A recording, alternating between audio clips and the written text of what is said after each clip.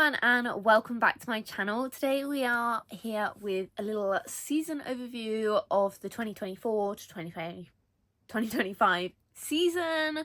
So I'm just gonna talk you through kind of like the whole season basically as a whole, like through it, like my thoughts on it and like the different parts of it, because I feel like it's important to like reflect back on, you know, the season as a whole, and so you can learn from it, not getting stuck in the past or anything, but like things that you can learn from the season, like what worked, what didn't, and everything like that. And yeah, I think this season, like for me, was a lot different to other seasons that I had.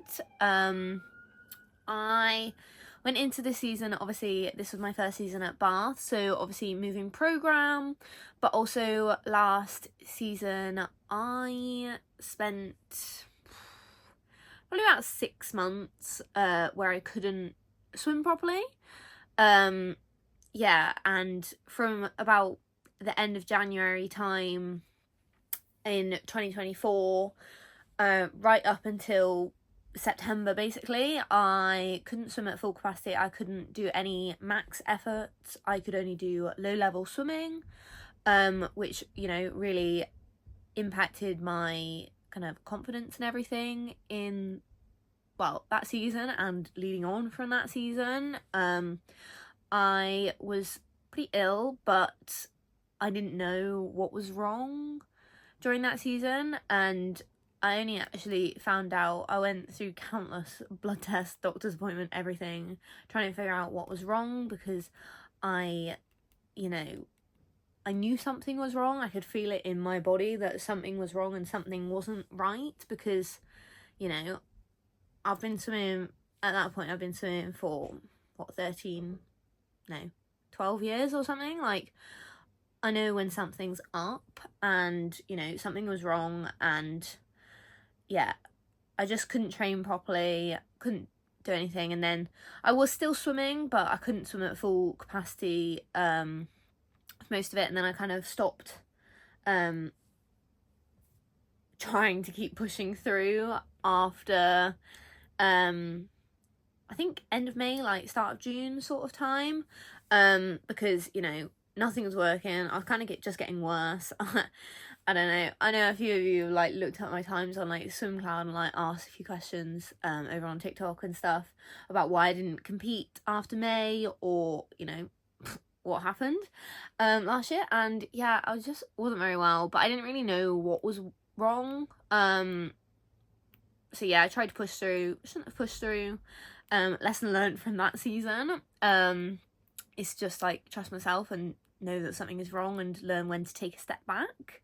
But yeah, eventually, like by the end of August, I finally got some answers that basically I'll put my body under so much stress mentally and physically that I'd reactivated my glandular fever that I had back in 2022 for the first time. So I actually had a reactivated glandular fever. And if you know glandular fever, or like mono, as some Americans call it, you know, you get really bad fatigue with it. And basically I had 6 months of the full-on fatigue, which is not fun. And if you've had it, the fatigue is just like no other. And then just trying to keep pushing through your training just made it worse. And and then basically developed a gluten intolerance as well, from keep trying to push through, and just, yeah, body basically gave up on me. So I finally got those answers kind of like towards basically a week or so before I started at Bath. So, you know, at least I had some answers by the time I started, because I had no idea you know, if I was going to be able to swim competitively again, because I just had no answers. I knew something was wrong, but the blood test kept coming back normal and everything, and it was just, yeah, it was really tough. But, you know, got some answers, and then, you know, like that, there's not exactly an easy, like, you know, you take something, you're better, like, kind of thing. You just had to kind of let your body recover naturally, and, you know, rest and stuff. And as a competitive athlete, I do not like rest. I hate it. And having to slow down when you don't want to is not fun. So yeah, that was really tough mentally. And obviously I was kind of quite nervous, like moving to a new program, like, and like how I was going to be, would I be able to actually do the training, and anything, stuff like that. But yeah, it started September, kind of built up slowly throughout September, but I seemed to be like doing okay, like, kind of thing, throughout the sessions. Like, don't get me wrong, I was slow in the sessions, but I think that was to be expected, after like the 6 months prior to that. And yeah, sorry, I've got my notes here so I don't forget anything. That's why I keep looking down there. But yeah, spent kind of September like building back up. Then uni started. I went back to uni end of September. You know, and yeah, I think I got a bit of like an ear infection, like maybe like start of October sort of time, but like it didn't really set me back too much. It was just like a few days kind of out of the water, and then I was back in and all right. And then we had the first competition of the season, and kind of like my first competition like back properly racing since about, I think my last competition before that was May, which I swam horribly in, so we don't talk about that one, but there are obviously reasons for that. But yeah, I had my first competition down at Millfield, and it was short course, but it had heats and finals there, and I actually swam alright. Like, the times weren't too bad. Yeah, I think I went 159 in my 200 final, which was good, like, kind of thing. I was like, okay, this isn't too bad, like, short course, like, you know, pretty happy with that first meet of the season, like, and especially after everything that had gone on. Yeah, I was pretty happy with that. Then kind of kept training after that, and then about a week before Bucks, which was coming up in like mid to end of November, got ill, had a chest infection, which was not great.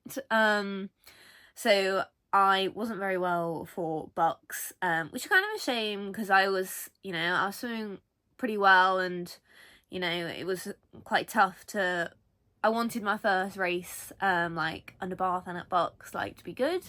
But yeah, they were okay. I think I came fourth in the 800. Was it the 800? I think it was the 800 that I scored, like, Bucks points. You get places for the top 4, so I was pretty happy with that one. Obviously after being pretty unwell and having the worst cough ever.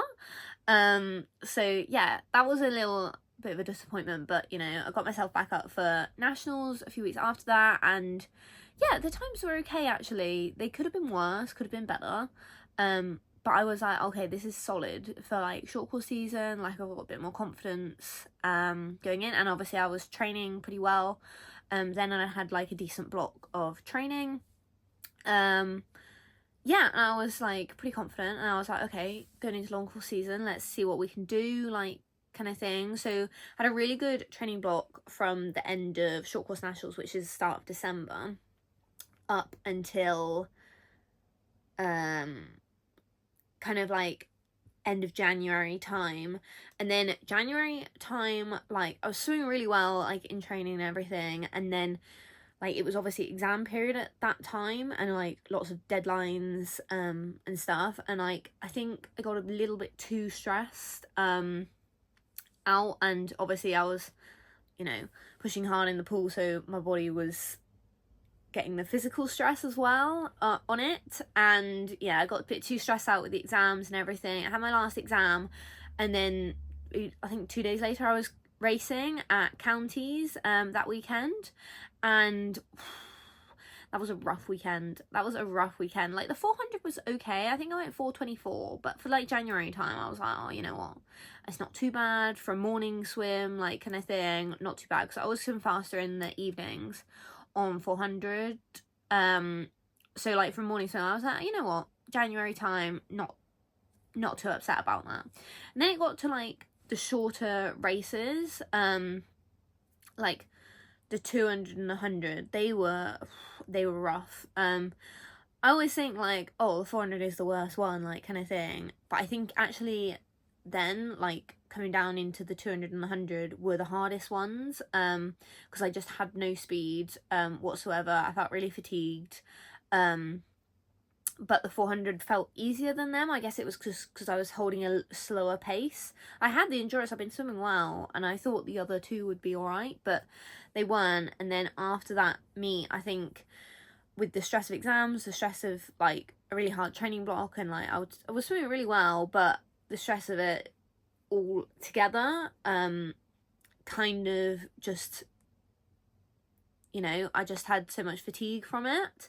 And then I kind of panicked because obviously the season before, like I said before, at the end of January, that was when, you know, things took a turn, and like I was swimming really well in January the season before, and then took a turn, and then suddenly like I couldn't go max, I couldn't hit those top speeds, and I kind of felt the same way end of January going into February, and that, I think that just sent me into like a massive spiral kind of thing. But I think, you know, it was more of a like, I let myself get too stressed, and, you know, didn't, along with the training I was doing at the time, I think it was just all a bit too much, so I did kind of feel fatigued and lose that top speed again.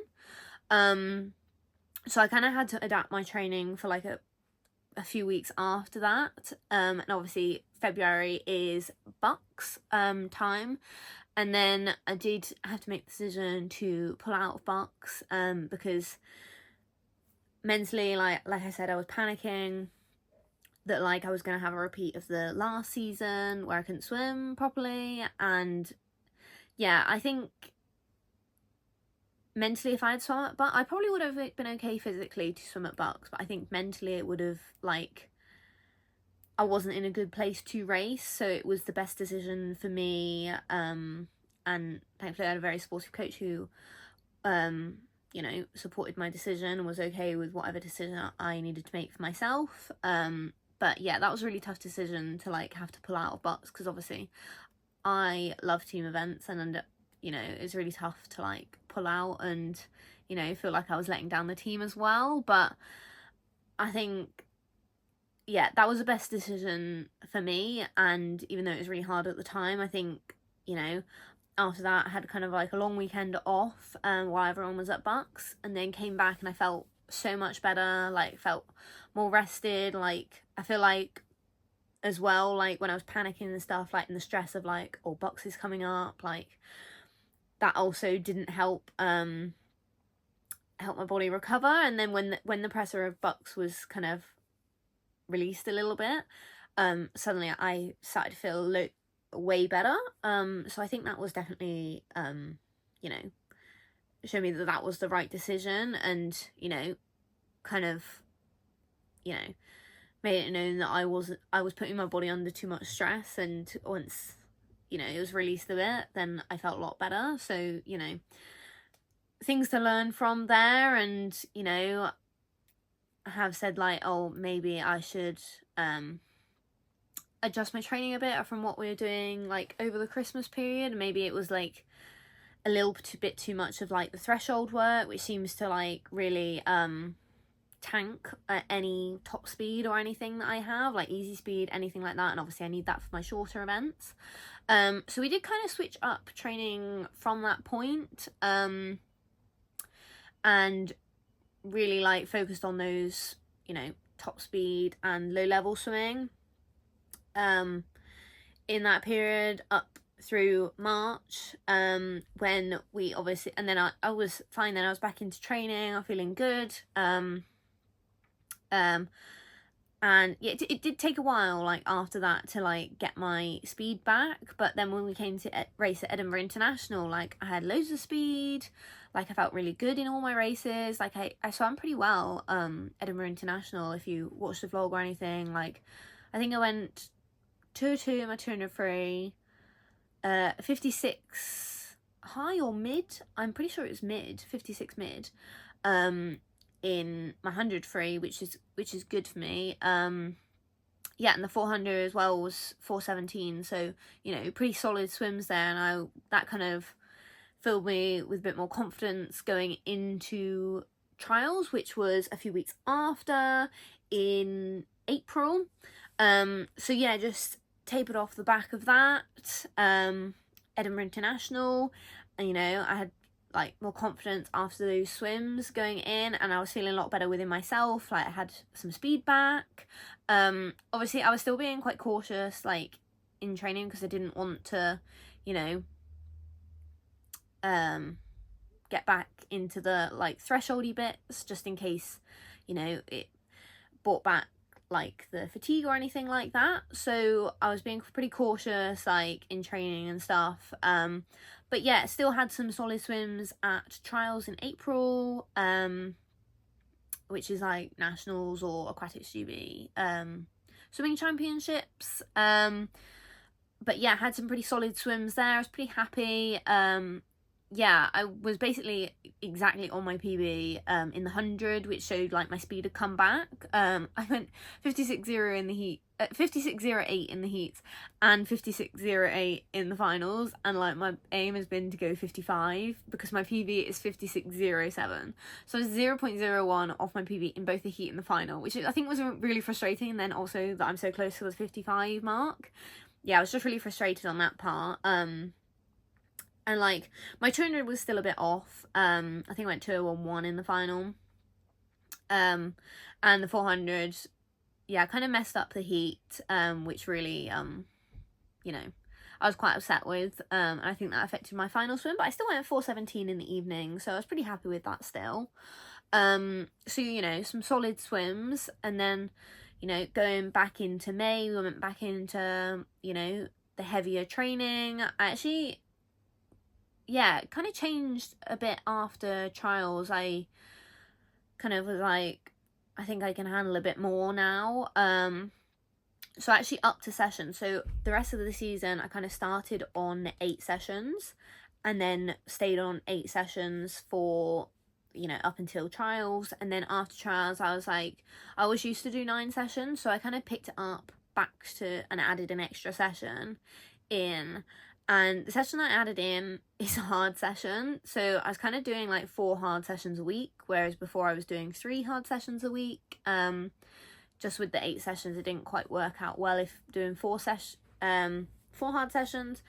But it was working well. Like, I was getting quicker throughout May, and obviously end of May, kind of like June-ish time. Well, no, actually mid-May is well, actually trials was at the mid-April, so then about like end of April to like mid-May was kind of like our endurance-y block, and it was also deadline season after trials. But I think I handled it a lot better than I did in January, and you know, handled the stress a lot better than I did. But obviously, because our exam period lies where it does, it meant that there wasn't an opportunity for us to compete at this point. And yeah, we didn't compete up right until the end of June, so I would have liked an extra competition in there somewhere, just to get that race practicing, because I feel like that, don't get me wrong, I had a great training block and I was swimming pretty well, but coming to the end of June, when we came to the Scottish Open, like, I felt really like rusty in my race practicing, like, and again didn't have that speed in the Scottish Open, and obviously I hadn't raced for ages, since the middle of April, so it was kind of like a learning thing of like, oh, maybe I do need to do, whether it's a race, I think it should be a race, but can't fit that in with the exam period, maybe bringing in like stand-ups in training at that point, just to, you know, practice those race processes and being in the race situation at that point would have been quite helpful, instead of just going like 2.5 months of nothing. So yeah, I was a little rusty when we came to Scottish Open, and yeah, I wasn't overly happy with my swims. I felt very like meh, and yeah, not great. And then the few days after Scottish Open, we actually had the Britain versus Canada dual meet students thing in Loughborough, and I actually swam way better there, especially on my 200. I had a really solid 200. I even split it. I even split all of my races at that meet, which was really good, and it gave me a bit more confidence like in my back end, but I still didn't have like the top speed, like an easy speed at the start, which I think I was striving for more at Scottish Open. And then when I had kind of, because before my main events I had like a 50 relay before, so easing back on the first half of the race actually helped the back end of my race and show that I had the endurance at the dual meet, rather than at Scottish where I was chasing the front end speed and just it wasn't there. And then so that gave me a bit of confidence going into a British, which we just did, Aquatics GB Next Gen Championships at the end of July. Obviously that was my last meet of the season, so we kind of tapered after the dual meet heading into it, and I was like, you know, the easy speed is always the last thing to come, like speed will come at the end of taper, so I don't need to worry about that. And then obviously I had my first race up there, the 400, and yeah, it went really well actually. I even split, I negative split the morning swim and even split the final swim, and actually went my second fastest time ever in the 400, and my PB is 4:15.3 I believe, and from 2 years ago at trials. And then I went 4:15.6, so not much in it between my PB, but my third fastest swim is actually 4:16.99 I think it is. So like to be back down there on a 4:15 was like I was really, really happy with that. And the way I'd swam it, doing the even split compared to how I swam it when I swam my PB, it was a lot better pace, like, and it felt good. So it's really good to know that I'm like back there on those times, like, and my endurance is there, and like the work we've done, like I've got the endurance now, which I think was the worry coming into this season, because I'd missed so much of like the big chunk of like work that, you know, would I have enough time to get the endurance back up? But it just shows that I did, and you know, it's working, like the training I'm doing is working. And then obviously that was on the first day, the 400, and then the 200 the next day. Heat was good, obviously not the fastest time, but it felt relaxed, felt good, and I was pretty confident that I could like pick it up in the evening, and I did pick it up. I did go a second faster in the evening, but yeah, I was definitely hoping to go a lot faster than that. But I think, like I said, I just felt like I didn't have the speed, or the twitchiness, or like I'd felt like that for a while, especially after like Scottish and stuff, that the twitchiness and the speed wasn't quite there.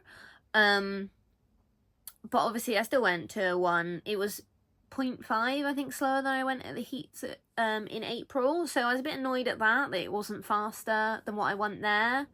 But you know, it's all, you know, a learning experience, and you know, I think going into next season, like, because I kind of changed my training like about 3 times this year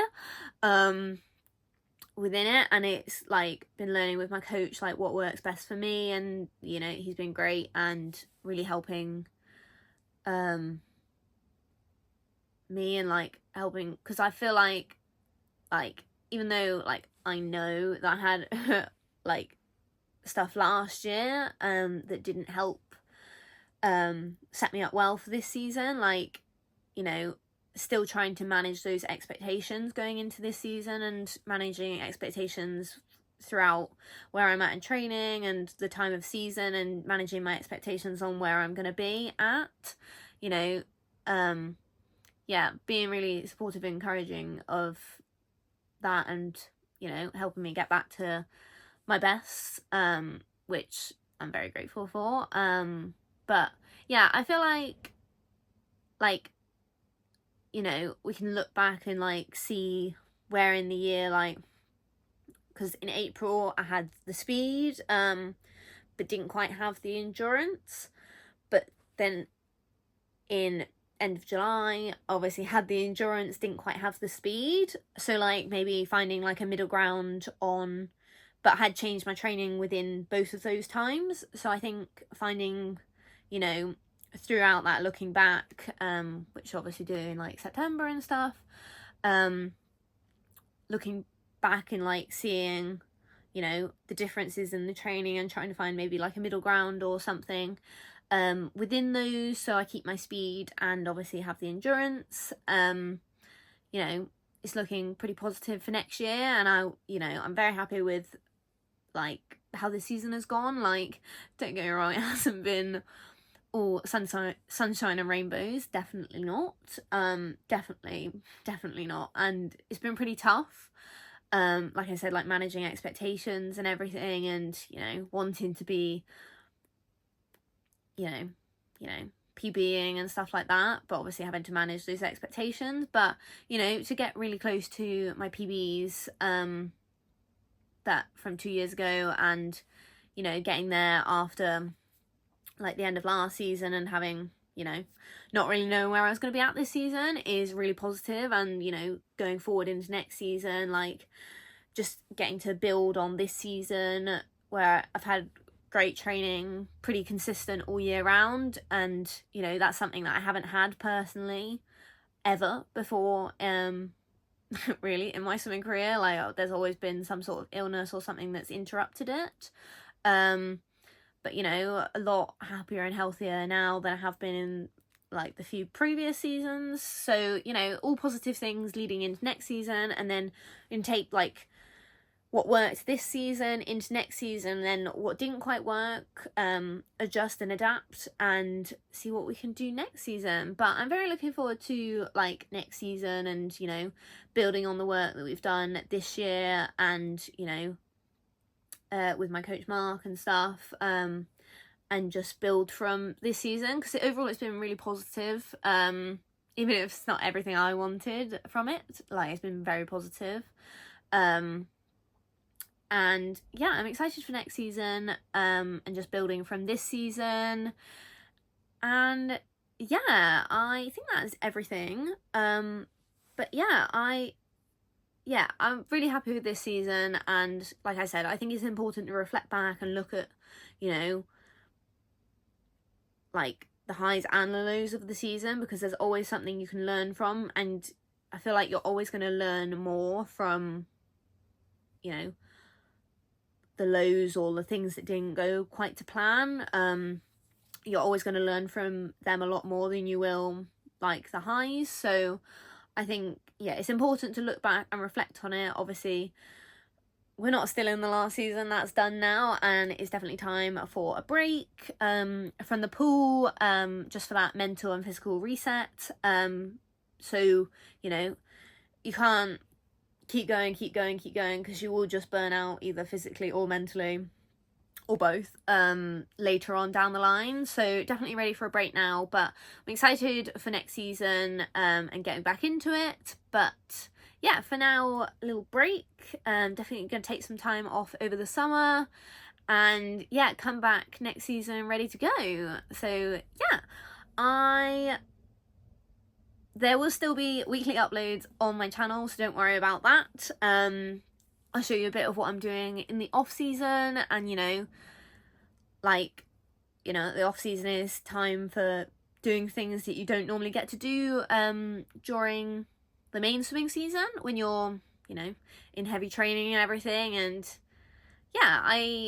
I'll show you some of what I get up to during the season. And yeah, so I will see you next week. I hope you enjoyed this video, and maybe it was useful, like seeing, and you know, I think it's important to go and reflect back on your season, what worked, what didn't, and then, you know, take a break from it before getting back into next season. So I hope you enjoyed, and I'll see you next week. Bye!